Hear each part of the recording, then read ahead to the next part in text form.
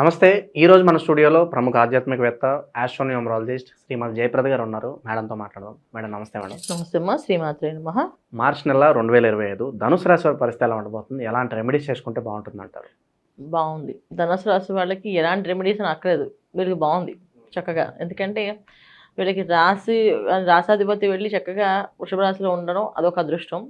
తర్వాత వీళ్ళకి చతుర్థ స్థానంలో శుక్రుడు ప్లస్ బుధుడు రాహు కలిసి ఉండడం అదొక యోగం. అంటే కుటుంబంలో చిన్నప్పుడు విడిపోయిన స్నేహాలన్నీ మళ్ళీ కలవడము, బంధువులు కలవడము, రాకపోకలు, అదృశ్య యోగాలు, వాళ్ళ వల్ల లాభాలు. అంటే స్థిరాస్తులు వచ్చే అవకాశం ఉంది, బంధువులు వచ్చే అవకాశం ఉంది, బంధువులతో పాటు ఆస్తులు వచ్చే అవకాశం ఉంది.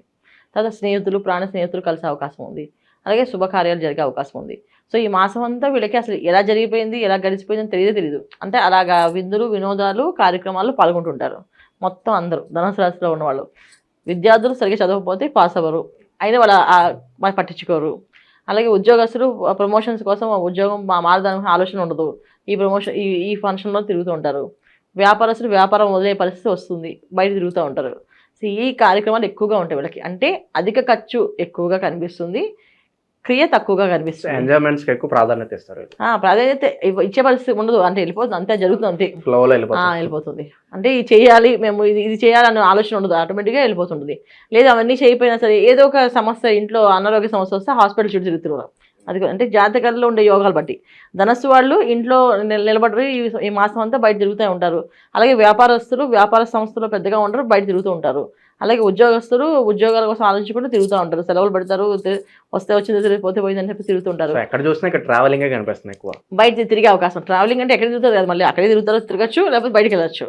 ఇది ఏంటి మళ్ళీ మనకి ఇక్కడ వాళ్ళ జాతకాల్లో యోగాలు బట్టి వెళ్ళేది. సో మామూలు ధనుసు రాశి వాళ్ళకి ఏంటంటే ఈ మాసం అంతా ఏదో ఒక పని తెలియకుండా వీళ్ళ రొటీన్ పని వదిలేసి కొత్త పని మీద వెళ్తుంటారు.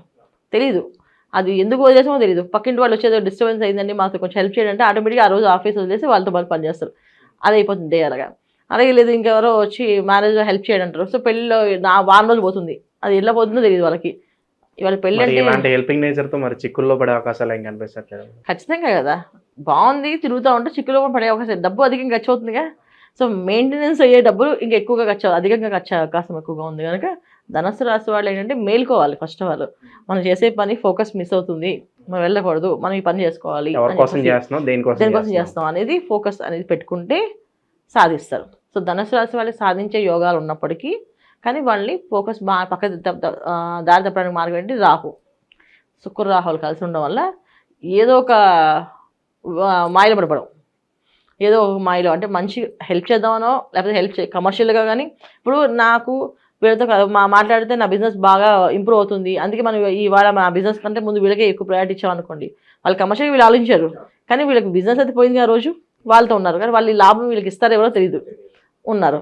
అలాగే ఒక అమ్మాయికి వివాహం చేయాలనుకో ఫ్రెండ్స్ స్నేహితులు కదా, నా ఫ్రెండ్స్ కదా పాప మాత్రం హెల్ప్ చెప్తారు అని చెప్పి వెళ్ళి చేశారు. సరే ఆ అమ్మాయి ఎంతవరకు గుర్తించి కూడా తెలియదు, కానీ ఒకరోజు ఇన్కమ్ అయితే వీళ్ళు పోయిందిగా. ఇలాంటివి జరుగుతుంటాయి అన్నమాట. సో అది వీళ్ళు క్యాలిక్యులేషన్ చేసుకోవాలి, మేము చేస్తున్న పని కరెక్టా కాదా, మన పని ఆపేసి చేసుకుంటున్నాము అది కరెక్టా కాదా.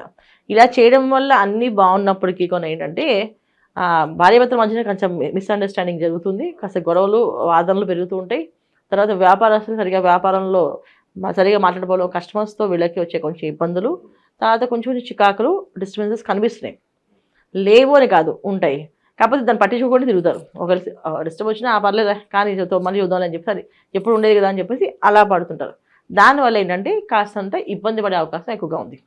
అలా ఇబ్బంది పడకుండా ఉండాలంటే వీళ్ళు కొంచెం జాగ్రత్తగా కేర్ తీసుకోవాలి, ఫోకస్ ఏం చేస్తున్నాం అనేది.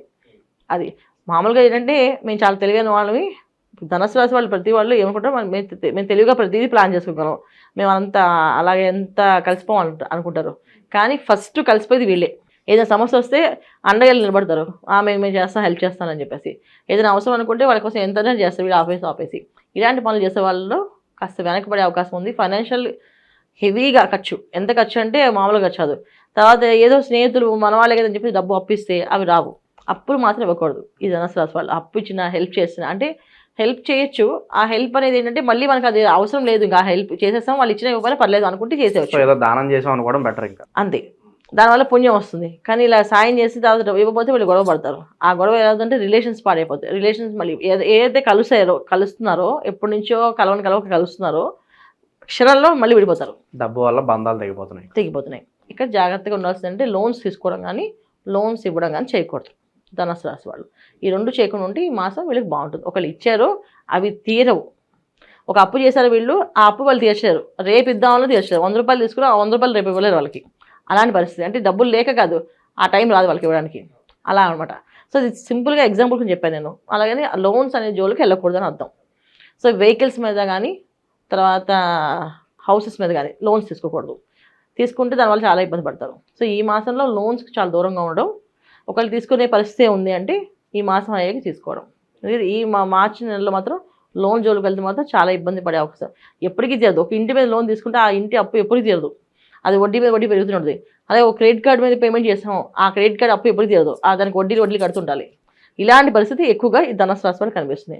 అలాగే ఆ క్రెడిట్ కార్డ్ స్వైప్ చేయడం కానీ, ఎవరికైనా సాయం చేద్దామని చెప్పేసి ఆ కార్డు వాడడం కానీ చేస్తామంటే ఇంకంతే. అసలు నీ కార్డు ఇస్తావు కానీ మేము మళ్ళీ నేను ఇంటికి ఇస్తానంటే కార్డు స్వైప్ చేశారా అయిపోయింది, మర్చిపోవాలి ఆ కార్డు నుంచి. వాళ్ళు కట్టరు, వీళ్ళు కట్టుకోవాలి. దానికి వీళ్ళు కూడా అమౌంట్ కట్టలేరు, దానికి వడ్డీ కడుతుంటారు.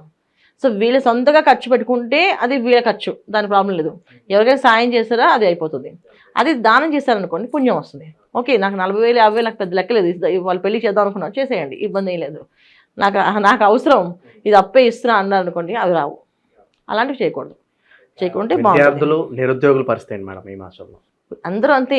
ఈ ధనుసు రాశిలో ఉన్న మహిళలు ముఖ్యంగా ఉద్యోగాలు వ్యాపారాలు చేసే వాళ్ళకు ఏంటంటే ఇంట్లో ఎంత ప్రాక్టికల్గా ఉంటారో బయటికి వెళ్ళేదంతా మర్చిపోతారు ఆ విషయం. సర్లే పర్లేదు, వాళ్ళకి ఏమైనా ఆఫీస్ డుమా పెట్టి నా ఫ్రెండ్కి హెల్ప్ చేద్దాం అనుకుంటారు. అలాంటి పరిస్థితి ఈ మాసంలో ధనుసు రాశి వాళ్ళకు ఉంది. అందుకే వీళ్ళు ఏంటంటే ఏ పని చేసినా ఫోకస్ మిస్ అవ్వకుండా వాళ్ళ పని వాళ్ళు చేసుకుంటే అన్ని లాభాలు వస్తాయి. లేకపోతే కాస్త ఇబ్బంది పడే అవకాశం ఉంది. ఎటువంటి ఇబ్బంది పడుతుంది? చాలా పెద్ద ఇబ్బంది పడుతుంది. సప్తమ స్థానంలో కుజుడు. ఒక చేతిలో ఒకరికి ఒక పిచ్చోడి చేతికి రాయిచ్చామంటే ఎలా ఎప్పుడు పడుతుందో తెలియదు అన్నట్టుగా సప్తమ స్థానంలో కుజుడు ఉండడం వల్ల, అంటే కుజుడు ఎలా ఉన్న కాదు అర్థం, కుజుడు ఉండడం వల్ల ఏంటంటే ఎప్పుడు ఎలాంటి ఆలోచన వస్తుందో తెలియదు. ఎందుకంటే అది మిథున రాశిలో కుజుడు ఉన్నాడు. క్షణంగా నవ్వుతూ క్షణంగా కోపం వచ్చేయచ్చు. కోపం వచ్చి ఇష్టం మాట్లాడేయచ్చు మనం. అలా మాట్లాడితే అక్కడ ఏమవుతుంది, ఆ వాతావరణం పాడైపోతుంది. తర్వాత వాళ్ళందరూ ఏమర్థం చేసుకుంటారు, ఏంటిలా మాట్లాడారు వీళ్ళు అని అనుకుంటారు. అలాంటి సిచ్యువేషన్స్ ఎదురే అవకాశం ఎక్కువగా ఉంది. అందుకని జాగ్రత్తగా ఉండడం చాలా ముఖ్యం. అంటే ఫోకస్గా ఏ పని చేస్తున్నావు, ఎందుకు చేస్తున్నావు, ఎక్కువ జోకులు వేస్తున్నావా, ఎక్కువ నవ్వుతున్నావా, ఎక్కువ జోకులు వేస్తున్నావు అంటే కాస్త ఇబ్బంది పడే అవకాశం ఉంటుంది. కానీ జాగ్రత్తగా ఉండాలి అంతే. ఇంకా మేడం మెరుగైన ఫలితాలు పొందడానికి ధనుసు రాశి వారికి మంచి రెమెడీస్ ఉంటే తెలియజేయండి. లక్ష్మీనారాయణ హృదయం చదవడం. ఎందుకంటే భార్యాభర్తల మధ్య సమస్య ఏం చెప్పినా సాయంత్రానికి ఇద్దరు వాదించుకుంటారు. ఎంత పొద్దున్న లేచి ఎంత మాట అనుకుని లేదు మనం స్ట్రాంగ్గా ఉందాం, వీఆర్ స్ట్రాంగ్ అనుకున్నా సరే సాయంత్రం రాగానే మీరు ఎలా చేస్తారు, నువ్వు ఇలా చేస్తావు అని చెప్పి ఇద్దరు డిస్కషన్స్ పెరుగుతాయి. ఆ డిస్కషన్స్ తగ్గాలంటే లక్ష్మీనారాయణ హృదయం చదవడం కానీ, లక్ష్మీనారాయణ అష్టోత్తరం చేసుకోవడం కానీ, ప్రతి బుధవారం తులసి దళాలతో పూజ చేసి ఆ తులసి దళాలు ఇద్దరు కాస్త జోబులో ఈయన బ్యాగ్లో ఆవిడే వేసుకొని బయటకు వెళ్తూ ఉంటే కాస్తంత గొడవలు లేకుండా మనశ్శాంతిగా ఉంటారు. లేకపోతే కాస్త గొడవలు వీళ్ళకి ఇక్కడే మెయిన్ ఏంటంటే కుటుంబంలోనే గొడవలు. కొంతమంది వ్యాపారస్తులకి వ్యాపార సంస్థలకు వస్తారు, తోటి వ్యాపారాలతో కాస్త ఇబ్బందులు రావచ్చు. తర్వాత వ్యాపారం చేసే సంస్థలు పనిచేసే వాళ్ళతో ఇబ్బంది రావచ్చు. మానేయడము, చేయమని చెప్పడము, వర్కర్స్ లేకపోతే వీళ్ళు వర్క్ చేయాల్సి వచ్చే పరిస్థితులు రావడము. ఇప్పుడు ఎవరైనా మానేస్తే ఏం చేస్తాం, మళ్ళీ వాళ్ళు వచ్చేవరకు ఆ పోస్ట్ మనమే చేయాలి కదా. ఓనర్ అని మాట కానీ అన్ని పనులు చేయాలి, హోస్టల్ వెళ్ళిపోతాయి ఎవరు వర్కర్స్ లేకపోతే. అలాంటి సిచ్యువేషన్స్ వచ్చే అవకాశం ధనుసు రాశి వాళ్ళకి ఉంది. అందుకని అలాంటి రాకుండా ఉండాలంటే ఫోకస్ ఎప్పుడు లక్ష్మీనారాయణ హృదయం చదువుకోవడం, లక్ష్మీ అష్టోత్తరం చదవడం, ఇంట్లో దీపారాధన చేయడము. ఇల్లాలు ఇంట్లో ప్రతినిత్యం దీపం వెలిగించాలి. ధనుస్సు రాశి వాళ్ళు ప్రతి వైఫ్ అండ్ హస్బెండ్లో వైఫ్ ఎప్పుడు దీపం వెలిగిస్తే ఆ ఇల్లు కలిసి వస్తుంది. భర్త వెలిగిస్తే కాదు, భార్య వెలిగిస్తే ఖచ్చితంగా కలిసి వస్తుంది. ప్రతినిత్యం దీపం పెట్టేసి బయటకు వెళ్ళిందా అన్ని పనులు అవుతాయి వాళ్ళకి. ఇవి వాళ్ళకి వేసుకోవాల్సిన పరిహారం. ప్రతి ఒక్కళ్ళకి ఏంటంటే వచ్చేది మనకి చైత్ర మాసంలో విశ్వవసు నామ సంవత్సరం కనుక ఈ సంవత్సరం అంత బాగుండాలంటే అందరూ కలిసి కంటిన్యూ ఒక నామాన్ని ఎప్పుడు జపం చేసుకో. శివాయ గురువే నమః, శివాయ గురువే నమః అని మంత్రాన్ని ఎక్కువ చేయడం వల్ల ఆర్థికపరమైన ఇబ్బందులు లేకుండా ఉంటారు, ఆరోగ్య సమస్యలు రాకుండా ఉంటారు, సంతానం విషయంలో ఎటువంటి సమస్య చింత లేకుండా బాగుంటుంది. అలాగే వివాహ ప్రయత్నాలు చేసే వాళ్ళకు కూడా వివాహం అయ్యే అవకాశం ఉండి మంచి ఇంటికి వెళ్ళే అవకాశం ఉంటుంది. ఎందుకు అంటే శివాయ గురువే నమః అనేది ఎక్కువ చదవడం వల్ల అంటే విశ్వవసునామ సంవత్సరంలో వచ్చే ఏదైతే ఉందో మనకి రవి విగ్రహం ఒక అనుగ్రహం అంటే రవి భగవానుడు ఒక అనుగ్రహం కోసం చేసేది. రవి భగవానుడు ఖచ్చితంగా మనుషులకి మంచి ఆలోచనలు మంచి బుద్ధిని ఇస్తాడు. ఆ మంచి బుద్ధి ఆలోచనలు రావాలి, అది పక్కదారులకు వెళ్లకుండా ఉండాలి. ఎందుకంటే ఆయన ఇచ్చేది మంచి ఆలోచనలు మంచి బుద్ధి ఇచ్చినా కొంచెం పరుష వాక్యాలు కూడా ఇచ్చే అవకాశం ఉంటుంది. అంటే అహంకారాన్ని కూడా ఇచ్చే అవకాశం ఉంది. అహంకారం మాకు వద్దు స్వామి, ఆలోచనలు బాగుండాలి అనుకుంటూ శివాయ గురువే నమః అనే మంత్రాన్ని ఎక్కువగా నామాన్ని అలవాటు చేసుకుని జపం చేస్తుంటే ప్రతిరోజు ఇది పెద్దగా మా మంత్రం కింద కదా రాదు, ఇది నామం కింద వస్తుంది. ఈ నామాన్ని ఎక్కువగా స్మరణ చేసుకుంటూ వెళితే అన్ని రంగాల్లో వాళ్ళకి అభివృద్ధి ఉంటుంది. సో మాకు జాతకం తెలిసినా తెలియకపోయినా, రాశి లక్షణాలు తెలిసినా తెలియకపోయినా ఈ మంత్రం చేసుకుంటే ఏ పని అనుకుంటే ఆ పని జరుగుతుంది. అది మీరు చేసుకుంటూ వెళితే మాది ఈ రాసో కాదో అనుమానం పడట్లేదు, హాయి ఈ మంత్రం చేస్తే మాత్రం మీ సమస్య తీరిపోతుంది. సో చాలా మందికి ఏంటంటే మాది కుంభరాశ, మీనరాశ, మేషరాశ, ఏ రాశి అది మా అమ్మ వాళ్ళు చెప్పిన ప్రేగ ఇది పంతులుగా చెప్పింది ఈ రాశి అనుకుంటారు. అసలు ఏ రాశి అనేది కాదు. మనకి ఏదైనా సమస్య ఉంది అంటే ఒక నామాన్ని పట్టుకోండి. ఎందుకంటే జాతకం అనేది మన date of birth, time of birth కరెక్ట్గా ఉంటే వస్తుంది. అవి లేకపోయినప్పుడు ఒక నామాన్ని అని ఒక నచ్చిన దేవుణ్ణి కానీ పట్టుకుని ఆ నామాన్ని ఎక్కువగా ఆలాపన చేస్తూ జపం చేస్తూ ఉంటే మనం అనుకునే పనులు అవుతాయి. కాకపోతే ఏంటంటే ఏ నామాన్నైనా 41 రోజులు చేయాలి. 41 రోజులు కంటిన్యూగా 108 చొప్పున, 108 తక్కువ కాకుండా 1000 సహస్రనామ 1000 వరకు చేస్తే అదృష్టం కలిసి వస్తుంది. అంటే 108 రోజుకు చేసిన కుదిరినప్పుడు 200, 300, 500 అలా పెంచుకుంటూ 1000 దాకా చేసుకుంటే ప్రతినిత్యం 1000 చేశారనుకోండి ఆ నామాన్ని 41 డేస్ కల్లా మీకు అన్ని పనులు సవ్యంగా అవుతాయి. ఖచ్చితంగా బ్రహ్మాండంగా అయిపోతాయి. ఇవి చేయాలి. కాకపోతే భక్తి శ్రద్ధ చాలా ముఖ్యం, నమ్మకం అన్నిటికంటే ముఖ్యంగా. ఇది చేస్తే వస్తుందా రాదా అని ఆలోచిస్తూ చేస్తే రాదు. ఖచ్చితంగా వస్తుందని చెప్పి కళ్ళు మూసుకుని చేస్తే వస్తుంది.